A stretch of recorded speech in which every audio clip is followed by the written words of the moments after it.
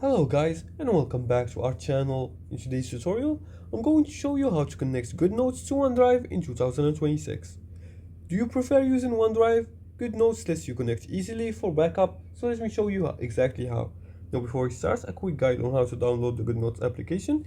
We're just gonna go to the Play Store or App Store depending on which device you're using, and you're gonna download the GoodNotes application from there. You can also download the OneDrive application via the Play Store or App Store here.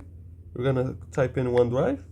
Just type in OneDrive here. As you can see, we're gonna look for this application. As you can see, this is the Microsoft OneDrive. It's installed, so you're gonna make sure to install this application also. Then you're gonna head to the GoodNotes application. Once you're gonna open the GoodNotes application, you're gonna navigate to the backup section. Now you're gonna find the last sections: documents, favorite, shared, marketplace, trash, and you can access also the settings here by clicking on settings, integrations, etc.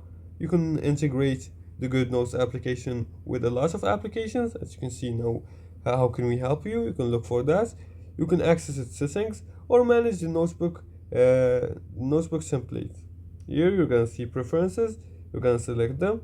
You're gonna see document settings here, and then you can also customize the document settings from here. Now to back up your documents, you're gonna open your documents. Then in the top left corner or right corner, you're gonna see the option to export the button.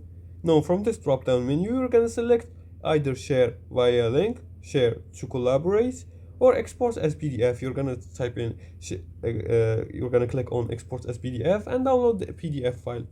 Once you download the PDF file, we're gonna go to your OneDrive application and paste it there. You can paste it there and upload it, and just like that, your document is in the OneDrive app.